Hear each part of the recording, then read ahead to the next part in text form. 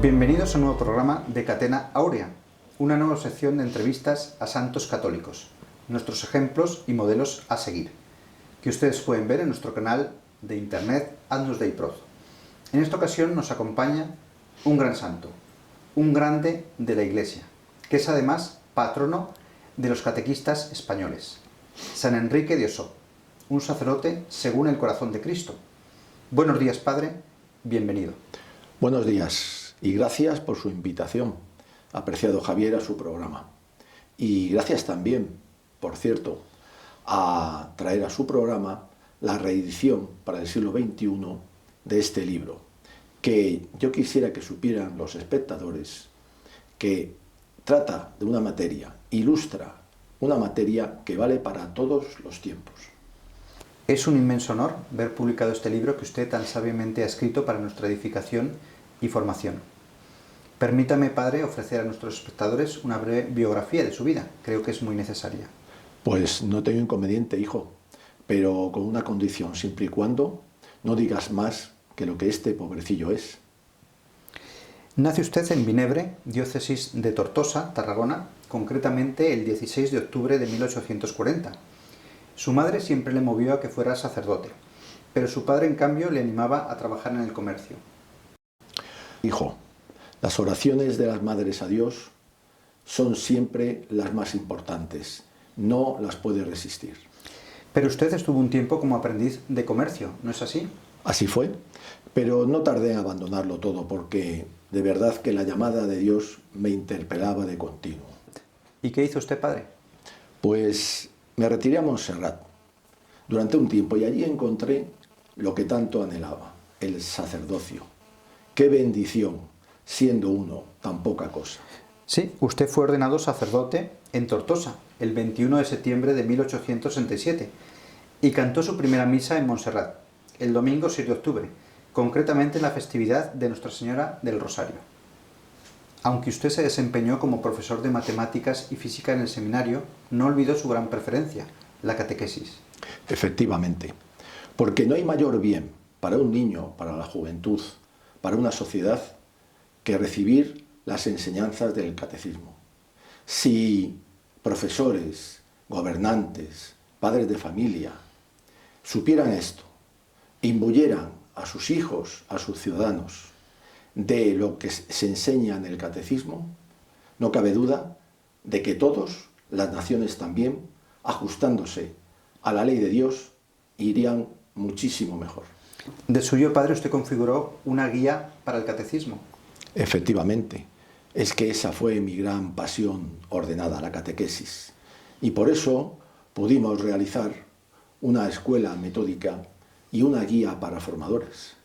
Otras indicaciones biográficas que podemos decir de usted, y le pedimos que no se sonroje, Padre, porque podríamos decir muchas cosas que nos llevaría días enteros, pero tenemos que hacer una breve puntualización, si nos permite. Bien, hijo, claro, aquí estoy para servirle. Bien, después de participar en la conformación de la Congregación Mariana de Jóvenes Labradores de Tortosa, fundó en 1873 la Asociación de Hijas de María Inmaculada y Santa Teresa de Jesús.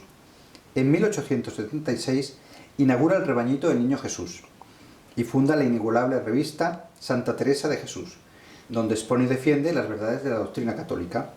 También configuró el movimiento teresiano de apostolado, pero sobre todo podemos decir que su gran obra fue la Congregación de las Hermanas de la Compañía Santa Teresa de Jesús. ¿Cuál fue su carisma? El carisma, oración y apostolado. Repito, oración y apostolado. Extender el reino de nuestro Señor Jesucristo por el mundo, formando y educando a niños y a jóvenes en las santísimas enseñanzas de nuestro Señor Jesucristo. Bien, Padre, son muchos los proyectos, iniciativas que usted ha hecho en toda su vida apostólica. Muy meritoria, por cierto, pero vamos a centrarnos en una que hizo coincidiendo con la publicación de la Carta Apostólica Humanum Genus de su Santidad León XIII. Se trata del Catecismo acerca de la masonería. ¿Qué nos puede decir de este libro tan instructivo y formativo? Puedo decirle, querido Javier, lo que usted ha dicho, instructivo y necesario. Todo el mundo debería leer este libro y tener en cuenta sus enseñanzas, puesto que son las enseñanzas de los sumos pontífices que desde su fundación de la masonería la han condenado de manera irreversible. Además, hay que tener en cuenta una cosa. Esto no es algo del pasado. Es totalmente actual en el siglo XXI, pues hay que tener en cuenta que la masonería, esa secta satánica, tiene unas esencias intrínsecas y extrínsecas manifiestamente diabólicas y por lo tanto destructivo de las almas de los seres humanos. El público tiene que saber, padre, que existe una organización mundial y globalista, muy peligrosa y que actúa entre bastidores y se infiltra en los partidos, ya sea de izquierdas, de centro, de derechas, y actúa en organizaciones tan poderosas como la ONU. Y no obedecen a los intereses de la nación, sino a los intereses de las logias. ¿No es así, padre? Efectivamente. Y nuestra Santa Madre, la Iglesia, Mater es Magistra, nos enseña que la masonería es posiblemente el peor de sus enemigos, porque es el que más daño hace a sus miembros. ¿Y por qué decidió publicar un libro sobre esta materia?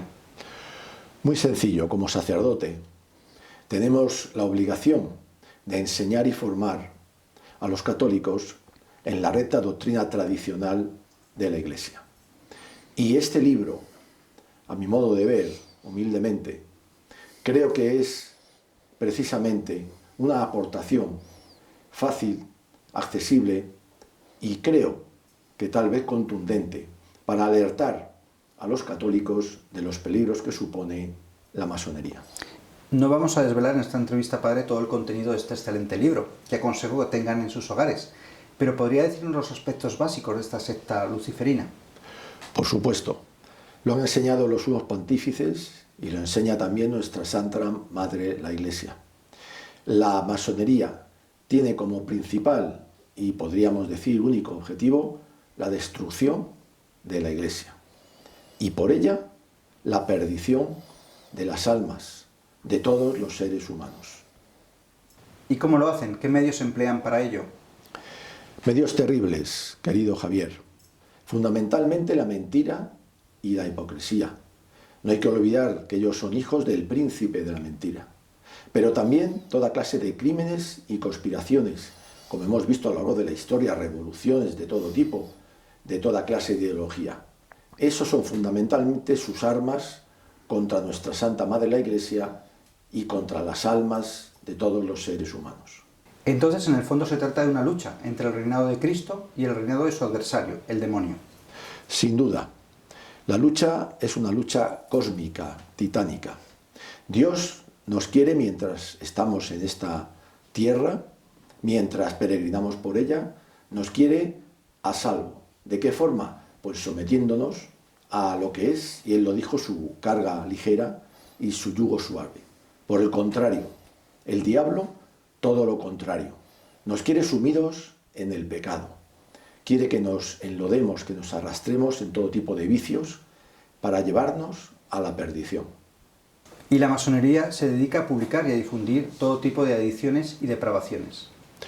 Claro, querido Javier, hay que tener en cuenta una frase que repiten ellos hasta la saciedad. El mejor puñal para acabar con los cristianos es la corrupción. La corrupción de jóvenes, también de adultos, es la que acabará, según la masonería, con los cristianos y con la Iglesia. Eso es, padre, lo que vemos hoy en día por todas partes. Los medios de comunicación parecen sacados de la misma cátedra de Satanás. Con su humo pestilente y mortífero, degradan moralmente a la sociedad y lo hacen a través de revistas, literatura, cine, internet, prensa, radio, música, teatro, televisión. A través de todo ello están enlodando la sociedad y la llevan a la más vil corrupción moral. En mis tiempos, amable Javier, no había estos medios que has citado. Principalmente no había tampoco la televisión, que tal vez sea el más potente. Pero está claro que a través de ellos, y tal y como hoy la masonería se infiltra, estos medios, he de decir, que huelen a estiércol y a azufre, y son una herramienta fundamental de la masonería para la destrucción de quienes están siempre viéndolos o sometiéndose a su dictado. Padre, si los jóvenes no son formados en la recta doctrina, ni en casa, ni en el colegio, ni en el trabajo, si no reciben una educación esmerada y viril. Y los padres no ayudan, porque les dejan al albur de las modas indecentes, de las discotecas, los bailes pecaminosos, la televisión corruptora, las drogas, el alcohol, la música sensual, la indolencia y falta de sacrificio, falta de honor, falta de disciplina. ¿Qué podemos esperar? Pues no podemos esperar nada, pero por eso ahí está la importancia de este libro. En este libro van a encontrar los que lo lean cuáles son las tácticas, las estrategias, las formas mediante las cuales la masonería ataca a las almas de los seres humanos y quiere destruir la Iglesia. He de advertir que el enemigo, el maligno, existe, no como hoy se ha extendido la creencia de que el diablo no existe. Existe, siempre está alerta, y por eso nosotros nos tenemos que defender de él con armas tan importantes como la de este libro. Hombres sin Dios, sin trascendencia, que creen en el naturalismo filosófico. ¿Hay algo que limite sus acciones? Javier, he de decirte que ninguna, por desgracia. No tienen freno alguno. Es muy importante tener en cuenta que mientras los que se ajustan a la ley de Dios, como quiere nuestro Señor, tienden a divinizarse, la masonería intenta todo lo contrario, animalizar al ser humano, sumiéndolo en todo tipo de depravaciones. En su época, padre, no existía la degenerada ideología de género, no existía la eutanasia, el horrendo crimen del aborto, que además está refrendado por la ley. De verdad, Javier, qué terrible tristeza infunden en mi alma esas palabras. Pero ¿cree de verdad que tales crímenes quedarán sin castigo? ¿Y qué podemos hacer ante tanta corrupción? Lo que podemos hacer, Javier, y yo recomiendo, es leer este libro.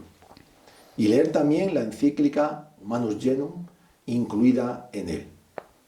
Todo ello una gran arma para combatir a este terrible enemigo. Así es, usted también lo trata en su libro. Efectivamente, 3 cosas son importantes. Que los obispos muestren la maldad de la masonería. Que los sacerdotes instruyan a los fieles para prevenirles. Y que estos, los fieles, colaboren con ambos en esa lucha contra la masonería. Difícil tarea, pero ¿qué podemos hacer para empezar? Para empezar es fundamental alejarse de esos medios de comunicación que tanto daño hacen.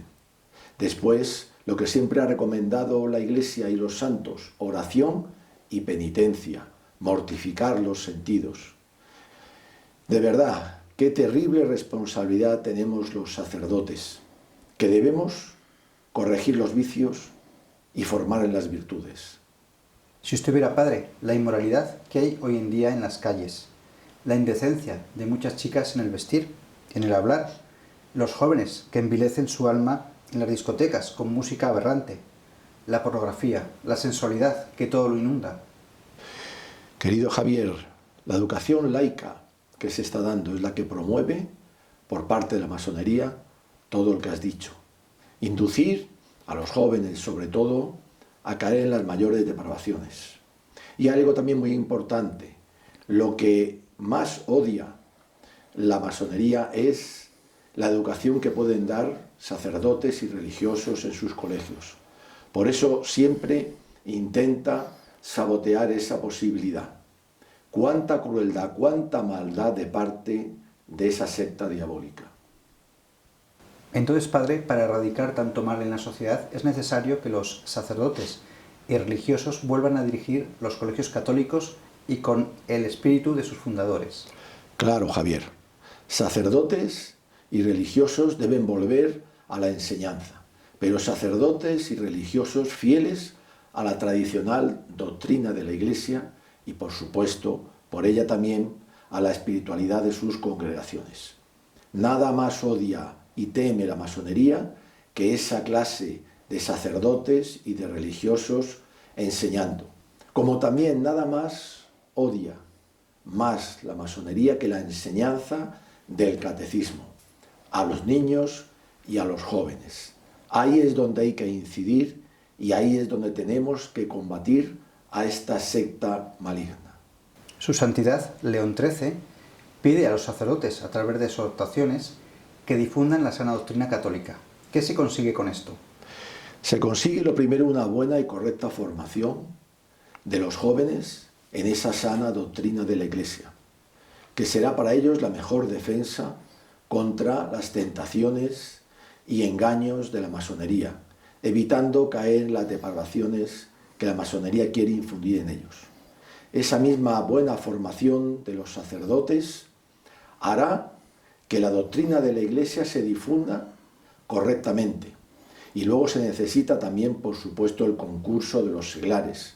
Todos unidos, así se podrá derrotar a la masonería. Y algo muy importante, volvemos a la encíclica pontificia de León XIII, Humanus Genus, donde nos dice que tanto arrecie el ataque de la masonería, tanto igual debemos defendernos con la sana doctrina de nuestra Santa Madre la Iglesia.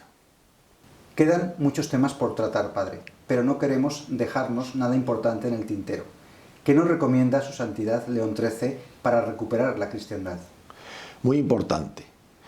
León XIII nos recomienda, lo primero, que recordemos lo que dijo nuestro Señor, que siempre estaría con nosotros, que siempre está con nosotros, que nunca nos abandona y no nos va a abandonar. Debemos confiar en Él en este combate tan terrible contra enemigo tan tremendo como es la masonería. Pero también debemos acudir, como siempre, a nuestra Santísima Madre, la siempre Virgen María, y con ella a San Miguel Arcángel, al Patriarca San José, a los apóstoles, San Pedro, San Pablo, a todos los santos y mártires de todos los tiempos. Y yo, por una devoción especial que he tenido siempre a Santa Teresa de Jesús, quiero recordar lo que ella nos dijo, que oración y regalo no se compadecen. ¿Podría ser más explícito, Padre? Claro que sí. La oración, unida al sacrificio, a la penitencia, nos atraerá siempre la ayuda del Espíritu Santo. Estas son las armas más importantes. Una oración hecha en el sacrificio. Son las armas que destruirán cualquier posibilidad que tenga la masonería de inducirnos al pecado. Bien, Padre, hemos llegado al final del programa. Le agradecemos encarecidamente su presencia, que a través de este libro nos hayamos podido comunicar con usted. Pues, querido Javier, el agradecimiento es mío y un ferviente deseo de que, precisamente a través de este libro, para gloria de Dios, consigamos la perfección y la salvación de las almas. Y a ustedes, queridos espectadores, les emplazo para un próximo programa. Que San José nos ayude a vivir la vida interior y el combate espiritual. Y también les pedimos que encomienden a San Enrique de Ossó los colegios católicos, para que en ellos se vuelva a dar la sana doctrina católica, libre de herejías y perversiones.